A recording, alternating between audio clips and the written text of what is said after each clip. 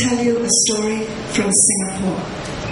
วันนี้นะครับคุณชิลวีก็จะมาเล่านิทานให้พวกเราได้ฟังกันนะครับเป็นนิทานที่มาจากประเทศสิงคโปร์ Long, long ago in Singapore, there were no tall buildings, no roads. นานมาแล้วเมื่อครั้งที่ประเทศสิงคโปร์ยังไม่มีตึกสูงยังไม่มีรถยังไม่มีถนน There were just trees, trees and more trees. Singapore was one big forest. ทุกๆแห่งในประเทศสิงคโปร์เต็มไปด้วยต้นไม้ตรงนี้ก็ต้นไม้ตรงนี้ก็ต้นไม้ตรงนั้นก็ต้นไม้ทุกที่เต็มไปด้วยต้นไม้ In the trees lived the birds and the monkeys. บนต้นไม้มีนกแล้วก็มีลิงอาศัยอยู่ On the forest floor lived fierce tiger and tiny little mouse deer. แล้วก็บนพื้นป่ามีเสืออันดุร้ายอาศัยอยู่แล้วก็มีกระโจงตัวน้อยๆอาศัยอยู่ But under the forest there lived a very big family. แต่ข้างใต้พื้นดินมีครอบครัวใหญ่ครอบครัวหนึ่งอาศัยอยู่ A family of white ants. เป็นครอบครัวของปลวก The head of the family was Grandma Ant. หัวหน้าครอบครัวก็คือคุณยายปลวก And she had many children. So there were mothers and fathers and uncles and aunties and brothers and sisters and cousins by the dozens. คุณยายปลวกก็มีลูกหลานมากมายไม่ว่าจะเป็นคุณพ่อปลวกคุณแม่ปลวกคุณลุงปลวกคุณป้าปลวกหลานปลวกทุกคนปลวก And there were hundreds and hundreds and hundreds of baby ants. และในรังปลวกก็มีปลวกน้อยเป็นร้อยเป็นพันตัว And Grandma Ant took care of them all. คุณยายปลวกดูแลปลวกน้อยๆเหล่านั้นอย่างดี One day in the forest it began to rain. วันหนึ่งในป่าแห่งนั้นได้เกิดฝนตกหนัก It rained for 1 day, it rained for 2 days, it rained for 3 days, it rained for a whole week. ฝนตกลงมาวันที่1ฝนก็ตกวันที่2ฝนก็ตกวันที่3ฝนก็ตกอาทิตย์นั้นทั้งอาทิตย์ฝนตกตลอดเวลาเลยนะป่าแห่งนั้น And the forest became flooded. พื้นป่าถูกปกคลุมไปด้วยน้ำ And the rain came down and on Grandma Ant's head. และเม็ดฝนก็ตกลงมาใส่หัวคุณยายปลวก Grandma Ant was worried. She knew that if they stayed there, they might drown. คุณยายปลวกรู้สึกเป็นกังวลมากและเธอก็รู้ว่าถ้าคุณยายปลวกและลูกหลานปลวกของเขาอาศัยอยู่ที่นั่นจะเป็นอันตรายแน่นอน So she called, "Everybody out! Everybody up!" แล้วคุณยายปลวกก็ตะโกนไปบอกลูกหลานปลวกของตัวเองว่าทุกคนออกไปทุกคนขึ้นไปบนพื้นดิน And all the little ants scrambled and scrambled and scrambled and scrambled up. They held their breath and they came to the surface of the water. และปลวกทุกตัวต่างก็พยายามไต่รังปลวกขึ้นไปและสุดท้ายไปเจอน้ำทุกคนก็แล้วก็ว่ายขึ้นไปโผล่บนผิวน้ำ But can ants swim? Can ants swim? พวกคุณคิดว่าทุกคนในที่นี้คิดว่าปลวกว่ายน้ำได้ไหมครับได้ไหม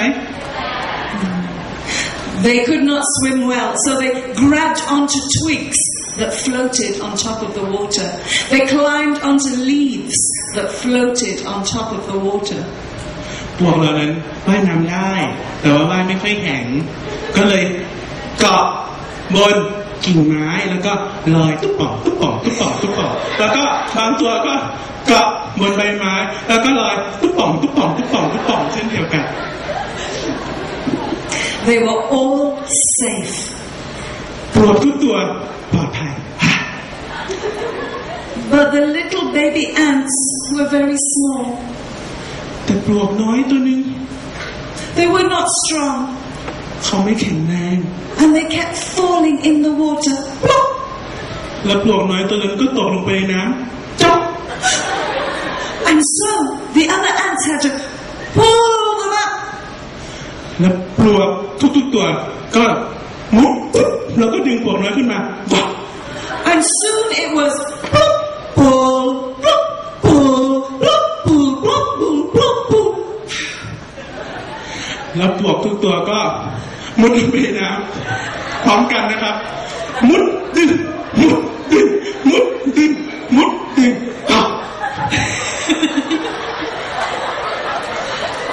Just then, they floated past a saraya tree. หลังจากนั้นปลวกทุกตัวก็ลอยตุ๊บป่องตุ๊บป่องตุ๊บป่องไปผ่านต้นเซรายาหรือว่าต้นยางนะครับภาษาไทยต้นยาง Grandma answered, Mr. Saraya tree, please, may we climb up into your branches until the water goes down. คุณยายปลวกก็เลยพูดกับต้นเซรายาหรือว่าต้นยางนั้นว่าโอ้คุณต้นยางได้โปรดเถิดให้พวกข้าปีนขึ้นไปบนต้นของเจ้า Did the Saraya tree say yes? ทุกคนคิดว่าต้นยางจะพูดว่ายังไงครับอนุญาตไหม Yes? No? Yes? ใช่หรือไม่ No? ใช่ไม่ใช่ He said no. ต้นเซรายาไม่ให้ขึ้น He said, I know you. You are white ants. You eat wood. I am a tree. I am made of wood. No, no, no, go. ต้นเซรายาก็เลยพูดว่าเดี๋ยวก่อนเจ้าปลวกพวกเจ้าเป็นปลวกกินไม้ใช่ไหมและฉันล่ะต้นไม้ไม่มีทางไปซะ And so they had to go floating along, floating along.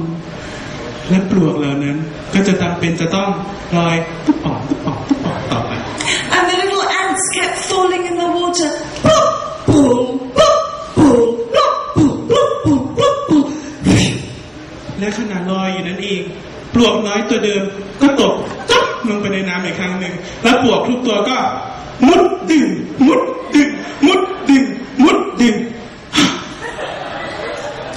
Just then, they passed a tembusu tree. หลังจากนั้นปลวกก็ลอยน้ำไปผ่านต้นเทมบูซูหรือว่าต้นกันเกลาหรือว่าดอกมันป่าบ้านเฮานะครับ Grandma answered, Mr. Tembusu tree, please, can we climb up into your branches just until the water goes down? We promise we won't eat you. คุณยายปลวกก็เลยพูดกับต้นกันเกลานั้นว่าโอ้ได้โปรดเถิดคุณกันเกลาได้โปรดให้เราปลวกบริวารของข้าปีนขึ้นไปอาศัยอยู่บนกิ่งก้านสาขาของเจ้าจนกว่าน้ำจะเหือดแห้งหายไปฉันสัญญาจะไม่กินเจ้าเด็ดขาด Did the tembusu tree say yes? ทุกคนคิดว่าต้นกันเกลาจะพูดว่าไงครับอนุญาตไหม Yes? No? Yes? No? He said no. ต้นกันเกลาบอกว่าไม่ I know you. You are white ants. You eat wood. I am a tree. I am made of wood. No, no, no, no. Go. ต้นกันเกลาก็เลยบอกปลวกไม่ใช่หรือกินไม้หรือเปล่าฉันเป็นต้นไม้นะไปซะเถอะ By now, Grandma Ant was so worried. และตอนนี้คุณยายปลวกรู้สึกเป็นกังวลอย่างมาก As they floated along and floated along, the little ants kept falling in. Plop, pull, plop, pull, plop, pull, plop, pull, plop, pull. หลังจากนั้น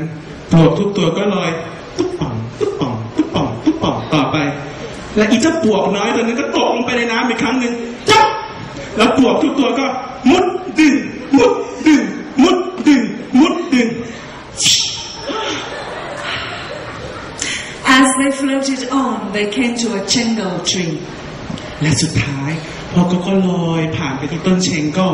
หรือว่าต้นตะเคียนนั่นเองนะครับ Grandma Ant said to the chengal tree, "Please, Mr. Chengal tree, please, can we climb up into your branches?" คุณยายปลวกก็เลยพูดกับต้นตะเคียนนั้นว่าโอ้ได้โปรดเถิดคุณตะเคียนได้โปรดให้บริวารปลวกของข้าปีนขึ้นไปบนกิ่งก้านสาขาของเจ้าได้เถิด What did the chengal tree say? เป็นคนคิดว่าต้นตะเคียนว่าไงครับ No. อนุญาตไหม No. Yes or no? Yes. He said yes. ต้นตะเคียนพูดว่าได้แน่นอน He said, "Climb up quickly, quick, quick, quick." ต้นตะเคียนพูดกับเราปลวกว่ามาปลวกปีนขึ้นมาเร็ว And all the ants climbed up the trunk of the chengal tree and went down every branch until the chengal tree was completely white with ants. เราปลวกทุกๆตัวต่างพากันไต่ขึ้นไปบนต้นตะเคียนทุกกิ่งก้านสาขาของต้นตะเคียนจนกระทั่งต้นตะเคียนขาวโพลนและเต็มไปด้วยปลวก But now Grandma Ant had another problem. แต่ตอนนี้คุณยายปลวกก็เจออีกปัญหาหนึ่ง The sun was going down. เมื่อพระอาทิตย์ตกดิน It was night time. มันก็เป็นเวลากลางคืน The little baby ants had had a hard day. เราปลวกน้อยต่างพบเจอกับอะไรต่อมีอะไรมาทั้งวันหนักหนาสาหัส And they were so sleepy. และเราปลวกน้อยต่างง่วงนอน Have you ever gone to sleep in a tree? ทุกๆคนในที่นี้เคยขึ้นไปนอนบนต้นไม้ไหมครับ You know what might happen, right? เรารู้ไหมครับว่านอนบนต้นไม้แล้วจะเกิดอะไรขึ้น If those baby ants fall asleep, they will splash. ถ้าเกิดว่าเราปลวกเหล่านั้นนอนบนต้นไม้เขาก็จะตกลงไปในน้ำแล้วก็จมป๊อกลงไปในน้ำทันที Grandma Ant had to think of a way to keep them awake. คุณยายปลวกก็เลยหาหนทางที่จะมาไม่ให้เราปลวกน้อยหลับ And she had a very good idea. และคุณยายปลวกก็มีทางแก้ปัญหามีความคิดที่ดี She told them stories. คุณยายปลวกก็เลยเล่าเรื่องราวให้กับเราปลวกน้อยฟัง She told them stories all night long of when she was a little baby ant and all her adventures. คุณยายปลวกก็เริ่มเล่าเรื่องราวต่างๆตั้งแต่ตอนที่คุณยายปลวกเป็นปลวกน้อยๆจนกระทั่งคุณยายปลวกเติบโตขึ้นมา And those little baby ants sat there with their eyes wide open. เมื่อเราปลวกน้อยได้ฟังคุณยายปลวกเล่าเรื่องราวของตัวเองทั้งคืนเราปลวกน้อยก็ตาสว่างแล้วก็ตาค้างไม่หลับเลย And they said, "More, Grandma, more." เราปลวกน้อยก็พูดว่า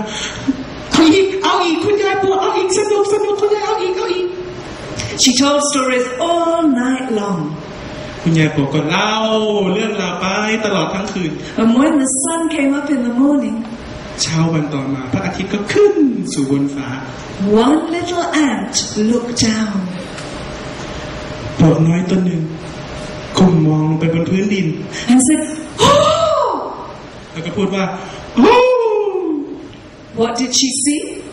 ทุกคนคิดว่าเขาเห็นอะไรครับ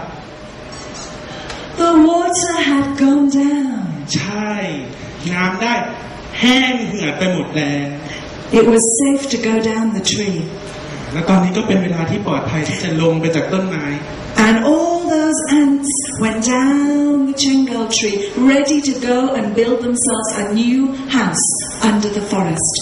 แล้วคราวนี้เราปลวกทุกๆตัวก็พากันไต่ลงมาจากต้นไม้แล้วก็พร้อมที่จะไปหาที่สร้างบ้านใหม่ก็คือใต้ผืนป่านั่นเอง But before they left, they turned and bowed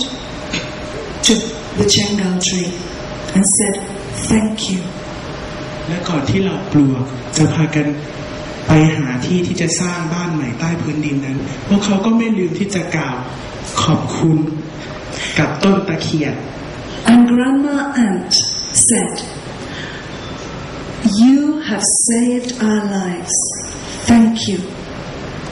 I will make you a promise. I promise that from today, no white ant will ever eat the wood of a chengal tree again. คุณยายปลวกก็เลยให้คำมั่นสัญญากับต้นตะเคียนว่านับแต่นี้ต่อไปจะไม่มีปลวกต้นใดกินต้นตะเคียนอีกเลย And Grandma Anne, she must have kept her promise, because if you buy anything made from chengal wood, it never gets eaten by white ants. แล้วคุณยายปลวกก็รักษาคำพูดเป็นอย่างดีมากทุกวันนี้ถ้าทุกๆคนนะครับไปซื้อไม้ที่ทำมาจากต้นตะเคียนก็จะไม่มีปลวกมากวนใจเลยขอบคุณครับ